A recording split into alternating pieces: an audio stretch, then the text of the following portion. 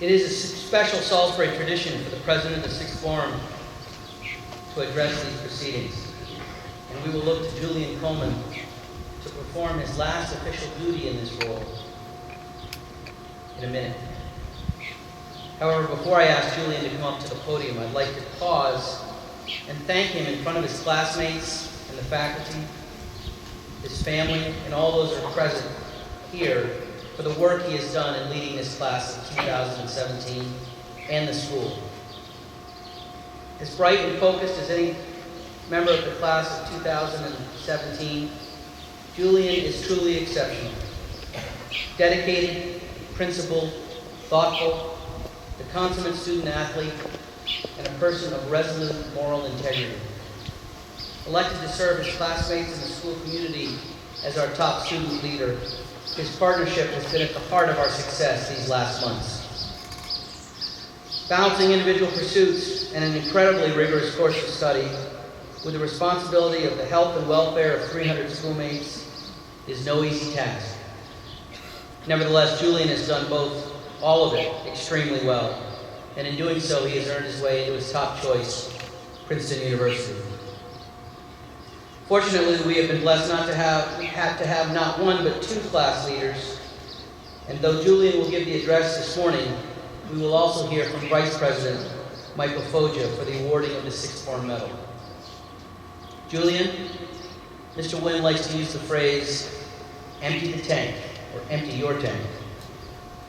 The moment is yours. With great pleasure and pride, I invite Mr. Julian Coleman to the podium to address the crowd.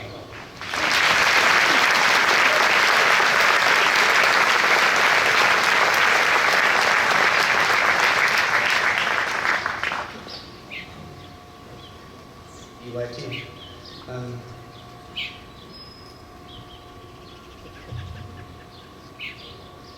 Cheers. Thank you, Mr. Chandler, for those kind words. For those of you who do not know me, my name is Julian Coleman, and I've been so fortunate this year to represent the class of 2017 as student body president. And I'm honored to have the privilege of speaking to you all today. My experiences over the past 2 years at Salisbury have had such profound impact on who I am today and who I have become as a person, a young man, and a Salisbury gentleman.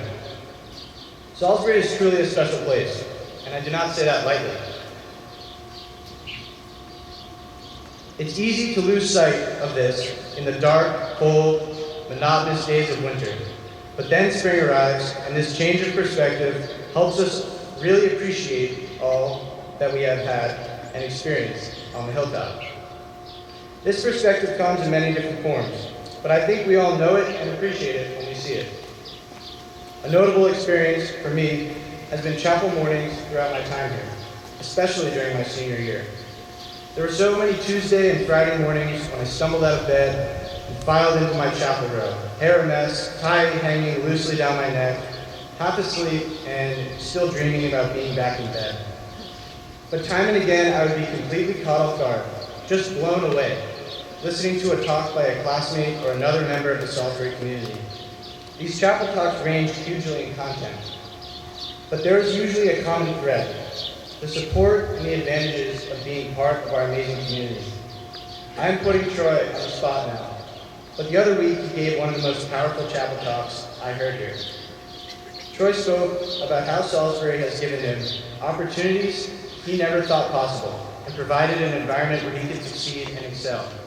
He spoke of a place that challenged him to work hard, a place that put him on a path that was previously unimaginable, and a place where he could be genuinely happy.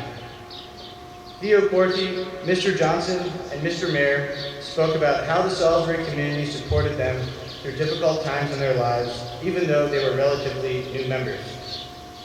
These stories and reflections are just a small sample, but I know that Salisbury has had a similar impact on countless others. It is these talks and reflections that make us, as students here, realize how special Salisbury is and how lucky we are to be part of such a genuine and unique place. A place that brings together people from all different backgrounds and gives everyone the same opportunities. Reverend Hall closes each chapel service with these words: "Friends, life is short, and there is little time to gladden the hearts of those who go the journey with us. So be quick to love, make haste to be kind, and may the blessings of God Almighty, who knows you fully and loves you deeply, be with you and those whom you love on this day and forevermore." I apologize for reading these for probably the fourth time today. But in my 2 years here, I've heard these words close to 200 times. And every time they get etched a bit more deeply into my consciousness. But they really got to me after the last chapel of the year, when Mr. Chandler said goodbye to several integral faculty members who have contributed so deeply to the culture on our campus. Our time here is ephemeral. It is fleeting, and then all at once we are finished with our Salisbury experience.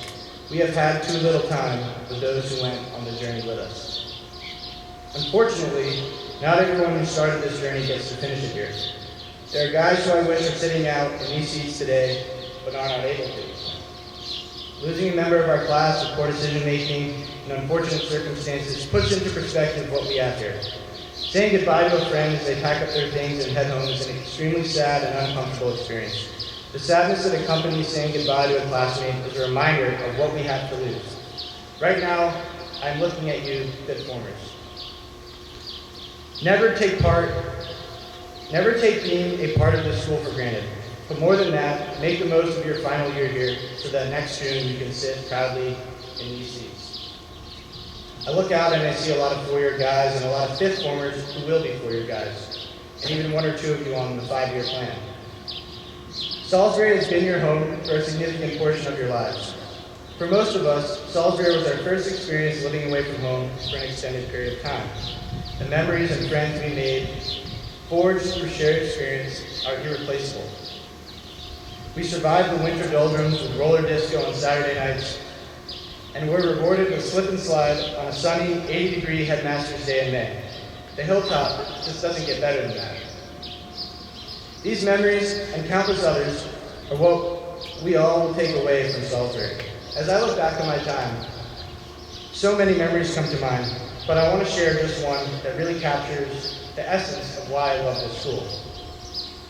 It was May of my junior year, and although the hockey season was long over, we were still doing morning workout with Coach Finney. We would meet at the athletic center at 6 a.m., and on this particular day, he announced that we would be going for a run that is a, quote, rite of passage for Salisbury hockey players. Okay, he says, we're going to run down to the boathouse, and then all the way up to Rand's View. A good time is around 28 minutes, so I'll set the running pace. I'd never even been to Rand's View, but I knew it was pretty far away, all uphill, and in the complete opposite direction from the boathouse and the lake. Before he finishes speaking, Coach Finney starts down the path to the boathouse on a pace that rivaled Kenyan marathon runners. We all exchanged nervous glances and followed suit, sprinting down to the boathouse, dreading the ensuing uphill climb to Rand's View. When we got to the lake, the sun had now fully risen, and it was a beautiful, warm May morning. But we were winded and tired following Mr. Finney. A few of us made the turn to start back up the hill, and Mr. Finney paused. All of a sudden, he ran full tilt down the dock and cannonballed into the water. We all followed his lead. The whole thing had been one big act to mess with our heads, and it was executed perfectly. That morning was one of those uniquely special Salisbury moments, shared with best friends, that all of us have experienced at some point along the way. We have had the thrill of attending home games in front of packed student sections as Bennett Bush wields a lightsaber and Will Moss and Foge playfully taunt the other team. There have been late nights in the dorm playing 2K or watching movies with the guys, with Tyler West giving Tree the latest trendy haircut on the common room couch, Sully terrorizing Cooper and his door, XBL and wiffle ball on the fields after dinner, hikes or bike rides to the falls or Fox's Ledge on a Headmaster's Day, or just a warm Sunday afternoon, lingering over meals in the dining hall, witnessing teachers and coaches demonstrate passion in and out of the classrooms and going beyond what is expected of them every day, and so much more. Each and every one of us will never forget that phenomenal dinner last weekend at the boathouse when we locked arms and sang the Serum hymn by candlelight, following a delicious meal. So thank you, Mr. Chairman, and everyone involved for that. I am sure that my experiences and memories will be very different than many of my classmates, but they're memorable for the same reasons. We share them with our brothers in this community. It is the little things and the little moments that last, and are made possible by this exceptional group gathered here today. I will try to wrap this speech up soon so we can graduate, and I promised Cole Willard I would keep it short so he wouldn't cry too much. Our education and what we have gained here is invaluable. It has prepared us to be critical thinkers, readers, writers, and problem solvers. But the school has instilled in us more than just academics. Salisbury teaches us the values of respect, companionship, perseverance, competitiveness, and so many other qualities that will give all of us the ability to succeed and thrive wherever we go next. Reflecting on what we have gained as a product of Salisbury, I was reminded of a quote from the man who taught me how to read, Dr. Seuss. You have brains in your head, you have feet in your shoes, you can steer yourself in any direction you choose. My parting advice to my classmates as we all embark on the next stages of our lives is to be fully engaged and fully present. Use the tools and skills gained here to be contributing and committed members of whatever community you enter next. We are truly able to steer ourselves in any direction we choose. I hope we stay connected with the people we have made relationships with here on the hilltop, that we visit each other at college and over breaks, that we come back to reunions and stay in touch over social media. We can even take after Luke Israel, who might not be aware that he actually graduated last spring. You too can come live in the dorms and eat Beelans every morning. I would like to finish my speech by saying thank you. Thank you to my parents and my grandparents for making this experience possible for me. Thank you to my friends and classmates for always being there over these last 2 years. Thank you to my teachers and coaches for demonstrating a willingness to connect with students in a way previously unknown to me. And thank you to Salisbury, as a community, for providing me with 2 of the most fulfilling years of my life. Thank you.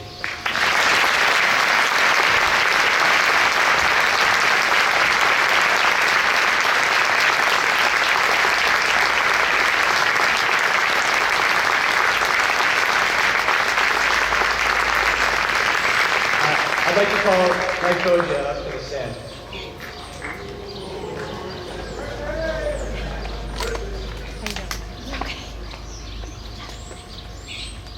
Oh, that's a lot of people, guys.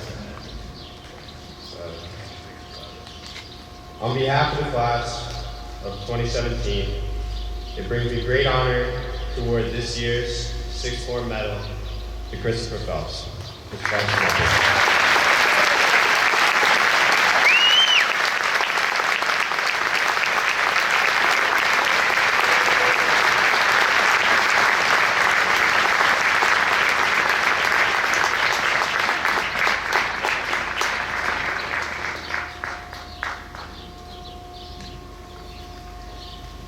We would also like to make a very special announcement. As a class, we have elected George Finney as an honorary member of this class of 2017. So can Mr. and Mrs. Finney please come up now to the podium for this.